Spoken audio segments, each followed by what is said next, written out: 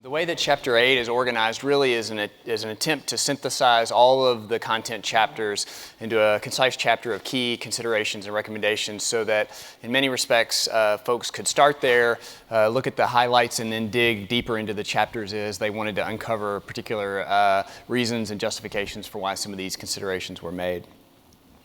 And I'll start, and then each of our editorial group will share a few of the key recommendations. So the first that you've heard a number of times during the course of the day is data quality, the importance of the data. So first, they're requiring transparency and the semantics of the provenance of the data. Where possible, really it's transforming and using data in a standardized format so that you can develop multiple tools from it and potentially develop tools from multiple sites at the same time. Third, as you heard just recently in Chapter 7, advocate for policy and regulatory and legislative mechanisms that really help promote data quality, data aggregation, and data transparency. And lastly, promote patient privacy and security where possible. The other next category of importance really deals with an assessment around transparency and risk. So the key issue here is that it's really a differential discussion. It's across multiple axes, as you've heard over the day. First, there's a sense that transparency is differential, it's use case dependent. The regulator doesn't need to know the same level of transparency, explainability, and risk as a healthcare user. And so as you can see sort of in this graph, we tried to mock up a few examples to give you a sense of this, whereas the requirements for transparency that is expected generally increase as risk to the patient through the use of the tool increases. Second axis is trust. So the transparency generally declines when you think about people using the tool as trust in the system increases. And thirdly, as performance and accuracy and validity of the tool increases, generally the requirements for transparency are decline. That being said, there's really three buckets. There's data transparency, as we've talked a lot about, algorithmic, and performance. And I really want to just drive home the point that we're hoping to really make sure that when the dialogue is engaged about different parts of transparency, explainability, that these differential components are taken into account because each one is partially independent. They're related, but partially independent from the others. The third piece is really promote a larger discussion around the legislation of AI to promote trust. So it's really important to adopt a graduated process to this.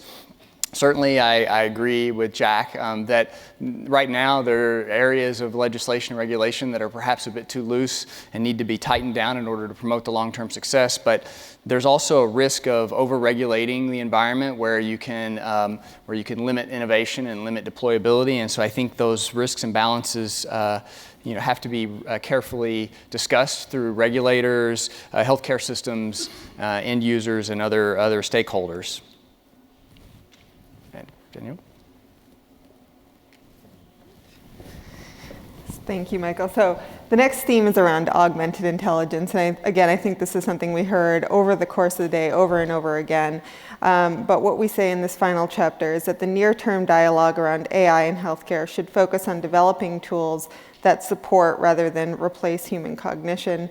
And I think we've heard about a lot of potential examples of how this can be used in the healthcare space, how clinical applications of AI can help doctors perform at the top of their license and also support clinical decision support.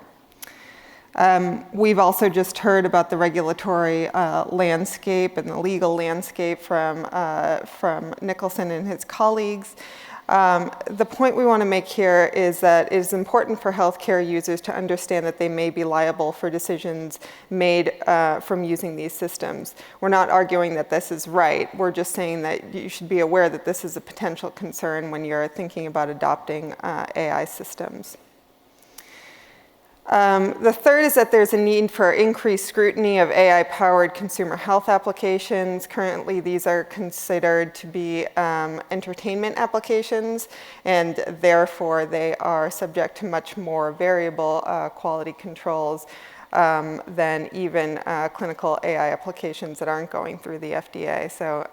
So it is really something for consumers and everyone else to be aware of.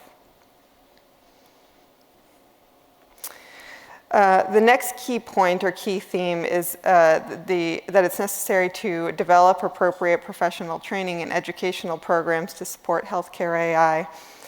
Specifically, we argue that it's important that these programs focus on data science, artificial intelligence development, application, healthcare, and ethics to ensure a common understanding across relevant stakeholders. So what we're not saying here is that every clinician or healthcare executive needs to be an AI expert, or that every AI developer needs to be a healthcare expert. But again, it's important that they have a common understanding of the issues in each of the respective spaces, and that they can identify situations where they need to seek outside consult before moving forward with the project or before using an AI system in their clinical setting. The reason that this is important, or what we specifically think people should be able to understand, is how to balance conflicting pressures on the relative ease of implementing narrow AI solutions with understanding the validity and influence of AI tools on care, as well as the potential unintended consequences. We also argue that it's important to develop programs that target job categories that are likely to be susceptible to shifts in desired skill sets with AI deployment. And what we're specifically thinking about here is some of the more administrative jobs in healthcare settings.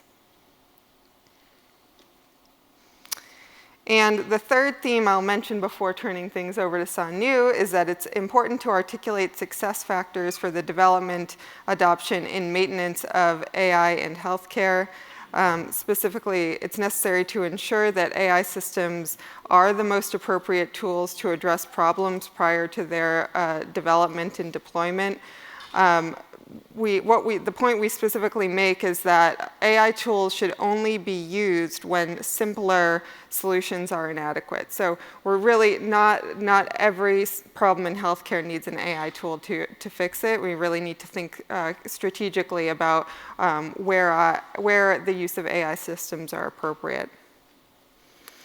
It's also important for organizations that are thinking about using AI tools to develop clinical and health IT governance structures before they engage in substantial AI deployment, so that they're able to monitor ongoing performance and maintain and update or de-implement systems that aren't working well. And finally, as a field, it's important to leverage integrated best practice frameworks for AI implementation and maintenance, drawing on other fields outside of the healthcare space, including implementation science, continuous quality improvement, human-computer interaction, and user-centered design. And with that, I will turn things over to Sanu. Thank you, Danielle. Moving forward. We need frameworks to ask and face the realities that we've been discussing all day today. And we offer two frameworks as part of our ultimate chapter in this book. And one is the need to advance to what we're calling the quintuple aim. For those of you in healthcare know, for many years, we've looked and evaluated interventions in the healthcare system initially by three criteria. One is the patient experience. The second was population health, and the third was cost. More recently, the healthcare system has woken up to a new reality of burnout. Burnout amongst physicians, nurses, the larger clinical team. And thus, we've advanced to what has been now called the quadruple aim, looking at care team well-being. We argue that tools like artificial intelligence have the ability to scale at a tsunamic scale, far more than a handful of humans or individual systems. Given that, every AI tool, in fact, all interventions in healthcare perhaps, should be measured by what we call the quintuple aim, i.e. equity and inclusion. How does the patient or the clinician, the human in the system, with the most privilege, walk the journey, and what are their outcomes? And how does the person, the human in the system, both on the clinical side as well as on the patient side, as well as the caregiver side, with the least privilege, walk through that system and what are their outcomes. If we don't measure on this and we keep assuming that this is an understood goal, we will end up where we are in 2019. It is not a goal on which we deliver. We are missing one slide, but that's okay. Oh, here it is. Earlier this year in the springtime, Stanford held a conference looking at and asking the question of, given the world of social media and technology, can democracies survive? And one of the presentations was this slide by a friend, Judy Estrin, who's been in the tech world for a long time. And it's about using a human rights framework to ask questions about AI. In her case, she was arguing about democracy. And in our case, we argued that the same framework could be applied to ask about interventions like AI in healthcare. The first question is, what do we value? If what we value is efficiency, productivity, time to market, market share, business criteria, we will end up with kiosk care for those who have no privilege, just like we ended up with empty calories. We might end up with empty medicine. But if what we say is what we value are equity and inclusion, what we value is that the physician who is getting burnt out at the front line and doesn't have the option of going into concierge care can continue to practice and deliver care in rural America, for instance,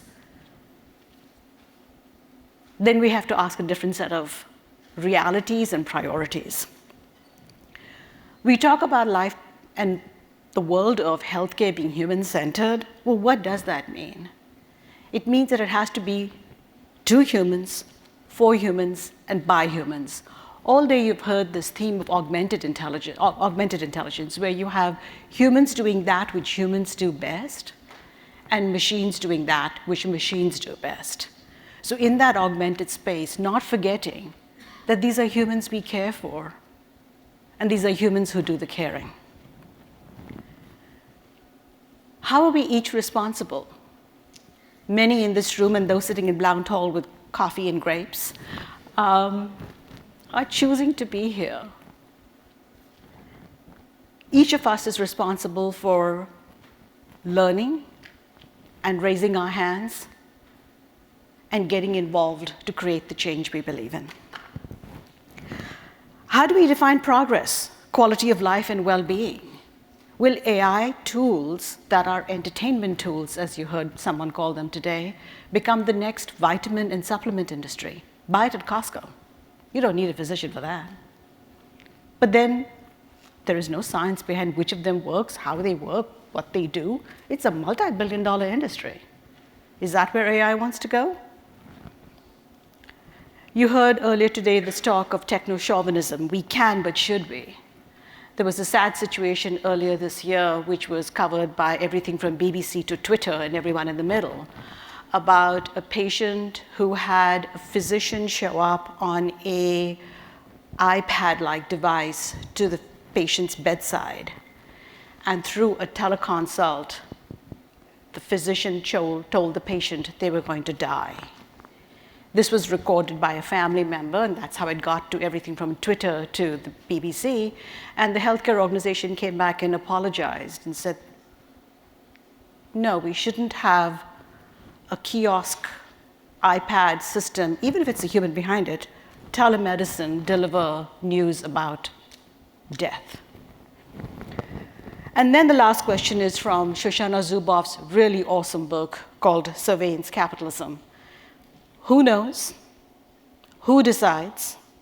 And who decides who decides, which is all about governance.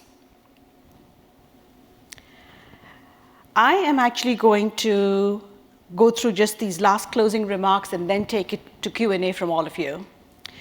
I don't know how many of you read Yuval Noah Harari's latest book called 21 Lessons for the 21st Century, and in that he has a quote that I think harks well for the day we've had today. Humans were always far better at inventing tools than using them wisely. Let's make sure we don't do that again. This quote is from my colleague Abraham Verghese, who had to go off, but this is an article he wrote for the New York Times earlier today, where he said, We need sufficient regulatory scrutiny so that we don't have debacles like that of Theranos. And you heard about that earlier today as well. Technology that is not subject to scrutiny doesn't deserve our trust, nor should we ever allow it to be deeply integrated into our work.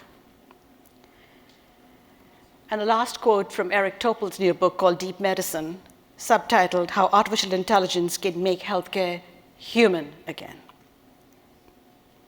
If you've ever experienced deep pain, you know how lonely and isolating it is. How no one can really know what you are feeling, the anguish, the sense of utter despair. You can be comforted by a loved one, a friend or a relative, and that certainly helps. But it's hard to beat the boost from a doctor or clinician you trust. And who can bolster your confidence that it will pass, that he or she will be with you no matter what, that you will be okay. That's the human caring we desperately seek when we are sick. That's what AI can help restore. We may never have another shot like this. Let's take it.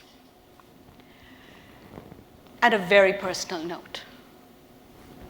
The women on this slide are all related to me. The woman up there with the head covering is my mother. She was a refugee into India, a brilliant mathematics student, never finished high school because she moved to a country where she didn't speak any of the local languages.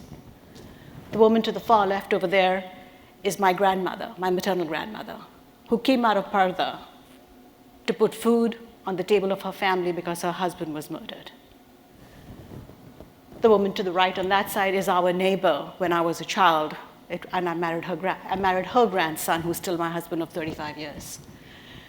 The woman up there is my paternal grandmother, whose husband went blind, and she too came out of Parda to provide food for her family so they could live. Now remember, the three women on the top, they were child brides. They were supposed to wear veils and not jump out and do anything, but they did, which is why I stand in front of you, which is why I became the first in my family to go to college. These two women over here are my daughters. They're both data scientists by training. They're both computer scientists. They started out as computer scientists. One of them still is. The other one decided to go to law and do public interest law. They've been to universities like Stanford and others on the East Coast. When their healthcare is, vanilla, they can go to their clinical system and it takes care of them. The minute their healthcare becomes somewhat unvanilla, they need their mother's Rolodex. And that is a very, very sad situation. They cannot navigate it. The other women on this slide, or the modern 2019 equivalents of those women, are not navigating today's healthcare system. We cannot do that. I'm going to stop and take questions from the audience for all four of us.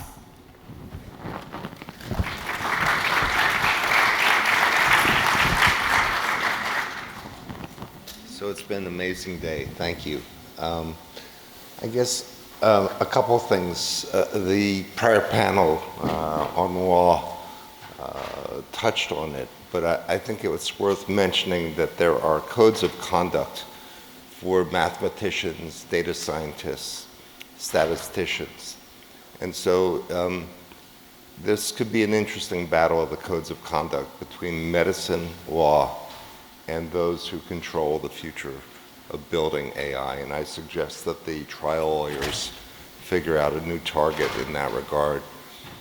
The other thing that I should ask, and it comes back certainly to your closing remarks, is where is AI navigating for the patient how to get through the system? Where is AI simplifying that rental car agreement that we sign as informed consent to get medical care that we never can read because we're so urgent to have to sign it? So I wonder how in your book you thought about aiming AI from the user out at the system versus making sure the system uses AI in the interest of the patient. Thank you. Michael, you want to take that one to start with? The rest of us will reflect. So there was some discussion about patient-facing AI. I think some of the discussion faced some of the risks and benefits of the consumer-facing applications and the AI that are being deployed in that. I think what you're talking about is a slightly different flavor, which is trying to build into patient portals and patient interfaces to the healthcare system itself support. And there's a lot less being done right now about that. There's a little, but I think a lot more can be done. So I think your point is well taken. Anyone else want to? I would say AI is at least in healthcare, is a nascent field and fairly narrow. And it's really important to separate the marketing hype from the reality that you've been hearing today and the reality we should all be looking to deliver tomorrow. My name is Oliver Yu, and I'm a tech investor as well as entrepreneur. Thank you for a very stimulating conference, but I think not to be overly pessimistic, but I think AI progress in the medical field, in the health industry in the United States will be very, very slow for 3 reasons. Unless you tackle these 3 characteristics of the United States, AI will take very long time to happen. The first one is United States is a capitalistic society, and the individual doctors are the bastion of free enterprise. And also many of them have God syndrome. So therefore, to accept AI is very, very difficult. I give you one example. 45 years ago, I worked with a pioneer in computerized medical records. Some of you may know him, is Lawrence Weed. And that time he'd already started 10 years. Now 50 years later, almost 60 years, medical patient records still is very, very slow become part of the system. The second one is that we are a very fragmented society, especially the health industry. We have so many stakeholders. We have the patients. Everybody say patients important. But what about the doctors? What about the insurance company? What about the regulators? What about the welfare agency? What about the large tech companies which will replace pharma in the future? So these are all stakeholders, and they cannot agree on things, which will make things very difficult. Social medicine is not accepted in this country. As you can see, the debate between Donald Trump and Obama. The third one is United States extremely litigious society, and we're constantly fighting each other. And we have every 200 people, we have 1 lawyer. Okay, we can therefore, other countries may progress more, but the United States is going to be very slow unless we really can resolve these characteristics of the society. I look forward to seeing what my panelists have to say, but I would agree with you, and I would argue that that is a democracy, and that's checks and balances. And that's how we also democracy, not just only United States. I'm saying, when you take a wide range of stakeholders and engage them, you're going to build a solution that works given the different priorities and given the different stakeholders.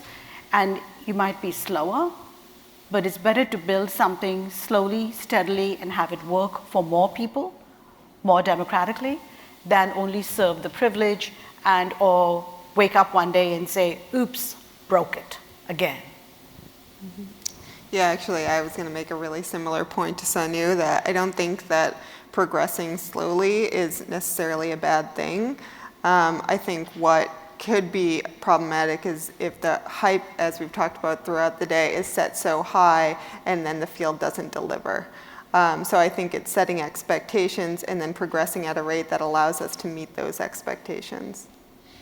And just to add, I would say what's important to this whole process is the development of use cases and kind of pinpointing what are the most pressing problems from all sides. And I guess I would conclude with, I think your second point about sort of the stakeholder problem, certainly the United States has a lot of stakeholders, and I think in this situation it's appropriate. I think you need a lot of stakeholders in this area, but I think the more proximal problem for AI isn't the fractured stakeholders, it's the fractured data.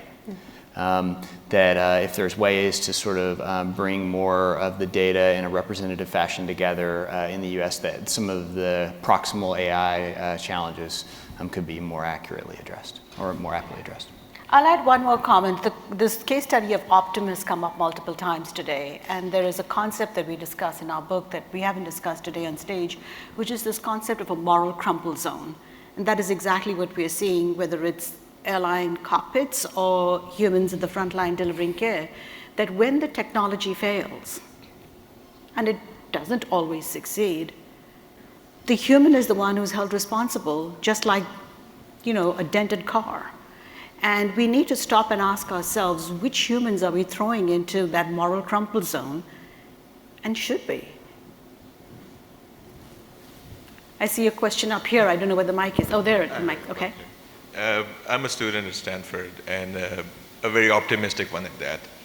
I was wondering if you envision a future where it will be illegal to make a diagnosis without consulting AI algorithm.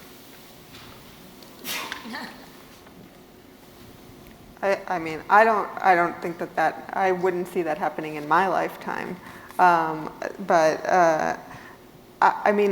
think that we don't want to take physicians out of the picture, and I think that's something that we've kind of reiterated over the course of the day today. So I wouldn't imagine it being illegal for somebody to make a diagnosis if they have a substantial amount of additional information that allows them to understand what's going on with the patient.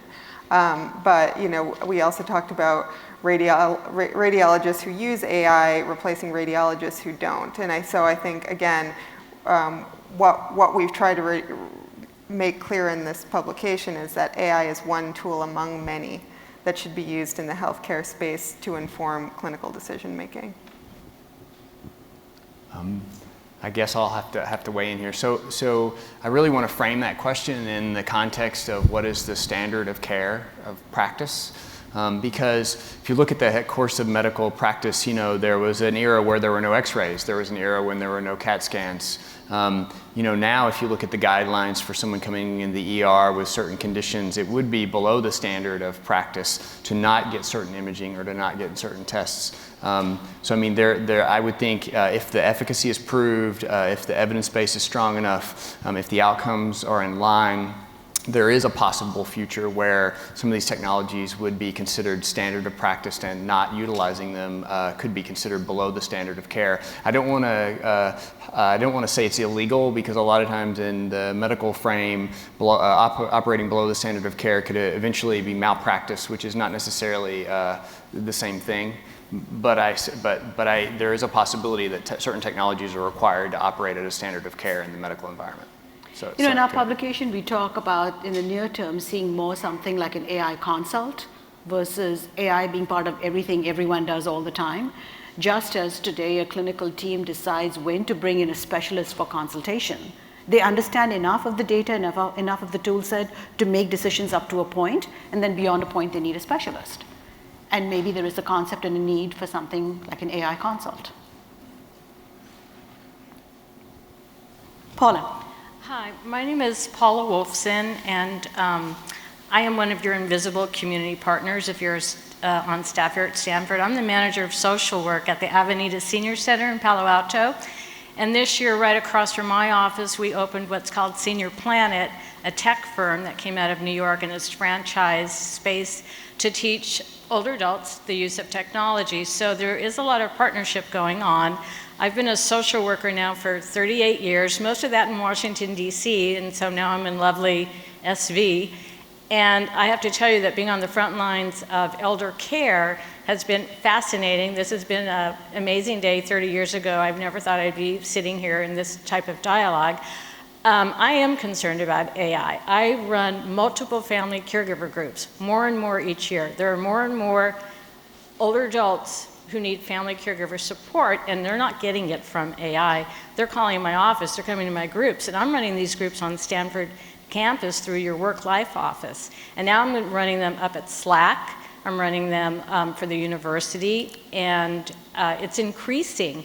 So I find it fascinating to be here among all of you, because I want to offer you the one set of numbers that if you run into a problem right now and AI is not going to solve it, call my office, send your patients to me, because I navigate healthcare for them all the time so that there's continuity of care between their being with you in the ER and then in the community. So if you need help, send your patients to Avenidas.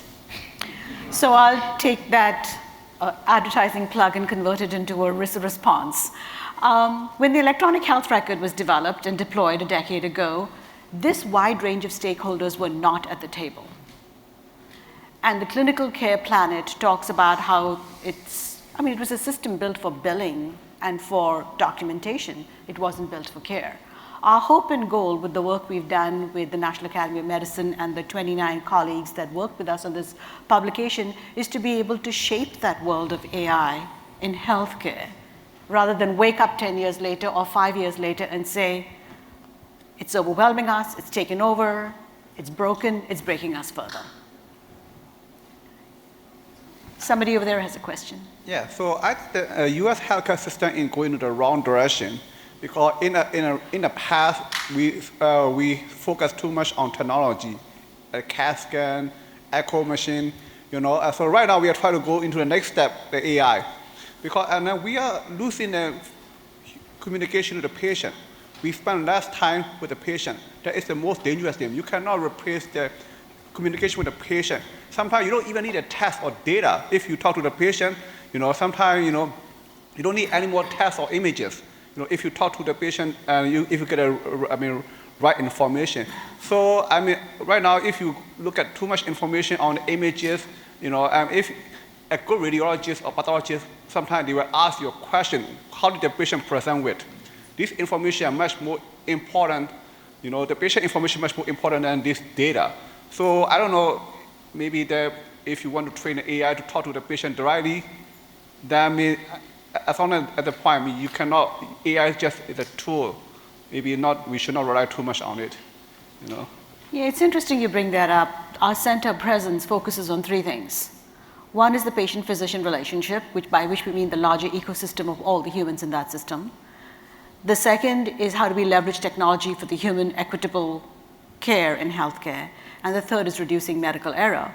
And the discussion we had last night with the subgroup that's in the audience and will continue tonight is with the group out of NASM, the National Academies of Science, Engineering, and Medicine, asking how the reality and availability of AI should change professional health education. And pieces of what we talked about are that when the patient walks into your office and says, I went to place X, or Dr. Google has told me Y, and I need the following test or the following medication, et cetera. When the clinical team takes the time to build the trust, to be able to see the person for who they are, and to be able to convince them that it is the fact that they know what's happening with that person and what's happening in that person's body, that they can lead the conversation to what the patient really needs, versus the patient coming in with a Dr. Google solution of, I need A, B, and C. So, to Eric Topol's comment that I shared earlier from his book, Deep Medicine, this is an opportunity for the healthcare system to actually reimagine itself, to go back and be patient-centered and ask, what is the patient's problem, and how do we have this massive tool set of what we know about biology, what we know from medicine, what we know from genetics, what we know from AI, what we know from lab tests, and so on and so forth, and which of those tools do we take out to address the need of this patient today? Agree. It's a great. I see Peter has a question there, and who has the mic? Aaron has the mic. Why don't you give it to that guy first, and then it'll come to Peter. Hi, I'm Donald Ryan. I'm from a small hospital up in the foothills. This has been an excellent talk. One of the things that hits me is anything we do with AI has to be built upon the data and the fractured data, which comes down to the EHR. And as was just mentioned, we didn't have a lot of stakeholders in the building of the EHR. And I would look at my EHR, which is I think a poor implementation of EPIC, as artificial stupidity rather than artificial intelligence. And I think really to apply AI, we need to go back and almost redo the foundation, which is going to be the EHR. Because when I get a patient up to the ICU and I'm trying to order, pressures, and then I get, the patient has hay fever, and so the Epic tells me that therefore all pressures are contraindicated due to someone somewhere in the system has put that in. How do we even, how do we even go forward with this without having something to build it on that's going to allow us to move forward intelligently? We have, there's a sepsis thing that comes up, and I'm an anesthesiologist, and I'll come out into the PACU and have a patient who's just had their appendix out, and now I'm getting sepsis alerts because their heart rate is a little too high and there's a potential infection. Yes, we all know that. And that to me just adds to the thousands of alarms that I deal with on a daily basis and end up ignoring, because we don't have intelligent alarms. We don't have a system that talks to each other. I get You have patients. chaos. Yeah, How do you're adding to the chaos, you're saying? Yeah, I've got patients that have a problem list that have 32 items on it, 7 of which are different forms of diabetes, and all I really need is 10 problems that are intelligently or picked out and sorted through. So this is, again, I look at this, I think there's a lot to AI, a lot of potential, but until we can get a foundation that we can actually get federal data and get things categorized well, how are we going to implement this? Looking at you, Michael. Yeah, this seems like a Sure. So I think you're talking. It's a very excellent question, and I think it deals with sort of clinical workflows, the legacy of electronic health records as administrative systems that were meant for billing and reimbursement, and the translation of a paper record to electronic health record in a non-robust way. It was just a direct translation. So there's just a lot of unwinding that the healthcare system needs to do to sort of mature electronic health records themselves, regardless of whether we're talking about AI or not, into a more data age tool. But I feel like if we sort of take the user approach, user-centered approach, work with the users, the workflows, develop tools to help sort of slowly upgrade the EHRs into what you're describing, that some of the pieces of what I think you and I both want when we're practicing will come. I think it'll be in fits and starts, though, because of the legacy of how things have been built historically. Peter. This is a more specific question to one of the topics you talked about earlier, but then included in your summary in terms of the framework, and I may not get this exactly right, but the framework by which you're proposing we approach the policy issues around and the regulations around AI, such as severity of illness or sort of other factors like that. And yeah, there you go. Thank you.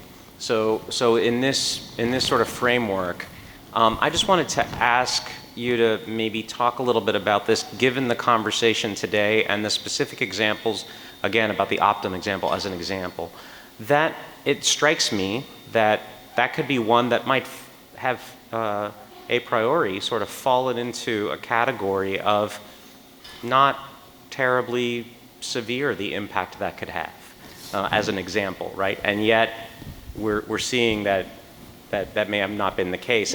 And I may be incorrect, but I just wonder if you could walk us through the thinking. No, and I think what you're describing is some of the scheduling issues. And so I don't think this is exhaustive. We just put up 2 examples, and I now realize, of course, that example 2 has bias issues that were not appreciated as well 7 months ago, So we're all learning as we go, even now, which I think is an excellent point. But I think it's really just to try to highlight how you would think about the framework of different users might have different needs and different requirements. Nick did a really good idea about sort of the regulatory pieces, but then there's also sort of the administrative and clerical. And so I don't think these are the only axes. I think Jack actually mentioned some good. So I don't think that this framework is necessarily complete, but it's meant to really form a robust discussion around what is the full framework that we need to evaluate when we do these, because I don't think it's a one-size-fits-all issue. Makes sense, and obviously no example is going to get it exactly right Yeah. today and forever survive, whatever comes down the road. But it does beg for me the question, and sort of anticipated that was the case. This sounded good, and then look, here's an example that might break it. But what it begged for me was, should we really have different bars that we expect some of these systems to cross for different use cases in every respect? Or is there a certain sort of threshold that we want to hold to regardless? And I honestly don't know the answer to that. I guess I just wanted to challenge it because of that example sort of breaking it. Yeah. Anyone else want to go before?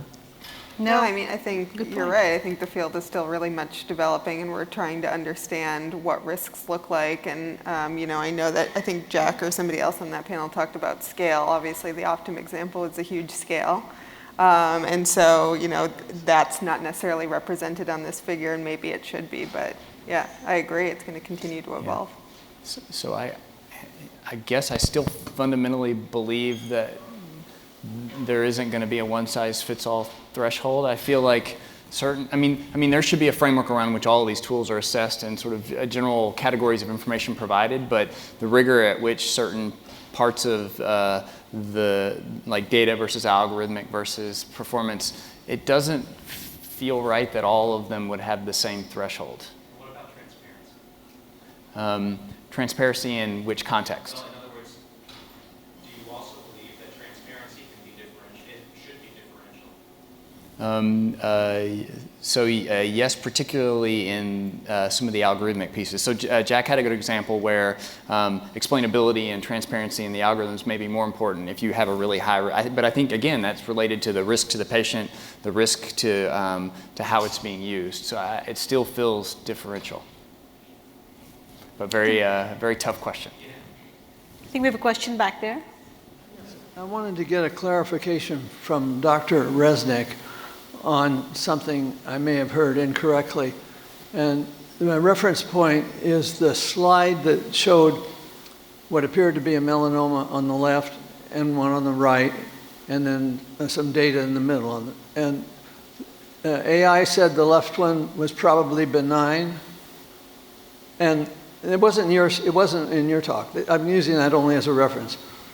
The AI said the data on the one on the left was probably benign, the one on the right was probably malignant.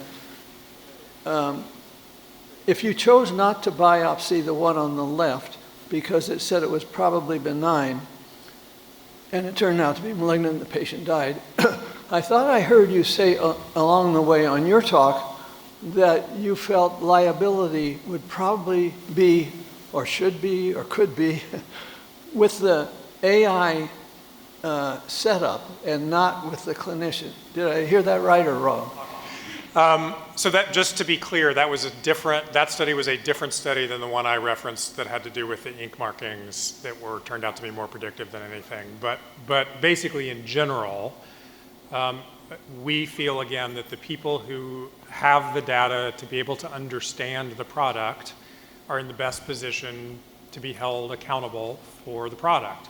Now, if there's no transparency and the tool is sold based on, and they come tell me it's 98% sensitive and 96% specific, but it turns out that they trained it on the wrong population, or the software has errors in it, or there are other things, yes, we think that the AI developer should hold some of the liability. There are different kinds of liability. It can be tort liability. It can be discrimination liability if it ends up hurting vulnerable populations or different subpopulations. But there is no way for the clinician who's stuck in the position of being held liable for not using AI if there are tools out there that we're not using, and held liable for using it if they use it and it gives them a wrong answer. We want to see uptake, and we want to see good tools used, and I do think it's important to get that liability structure right. Now, if there were 10 studies that were published that had said this is a terrible tool, and the tool had opened up and been transparent and put itself out there, and then it had been studied, and the clinician ignored those data which were publicly available to the medical community in the published literature that's peer-reviewed, that may be a different story. But I think in many cases now, the clinician has no way to judge the system, and in that case, they shouldn't be held liable. Thank you, Jack. Any more questions? Oh, we have one last question there. How about that?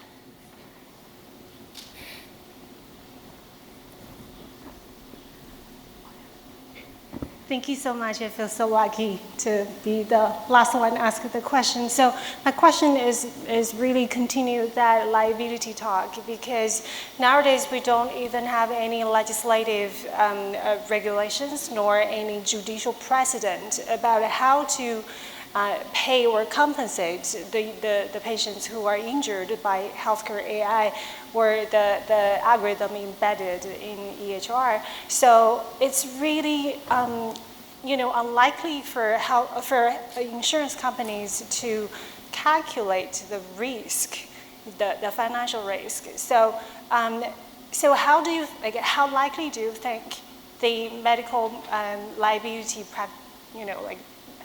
the medical liability insurance companies to come up with a plan to pay for that liability cost or compensation? How likely do you think there could be a public compensation program, just like a vaccination compensation program, where the government, the state government or federal government is paying for those injuries? So I'll tell you, I don't have the answer to that, and I doubt anyone else in this room does. But I'll use an example from high tech to offer a lens into the question you're asking. 25 years ago, Microsoft was in front of Congress telling the Congress, you have no right to ask us why we can't bundle Internet Explorer with our operating system. It was a case that had to do with other companies going out of business, etc. 25 years later, the same conference that I mentioned earlier, where it was a human rights lens to democracy, the current CEO of Microsoft, Brad Smith, to his credit, sat on a stage and said that Microsoft was choosing not to sell facial recognition software to police departments in the state of California to be used as either body cams or webcams on car dashboards because they felt the error rate was too high. They also went on to say that they didn't think there was a single product out there where the error rate wasn't that high, and specifically said companies like that would like to see regulation and guidance before they will even sell the product.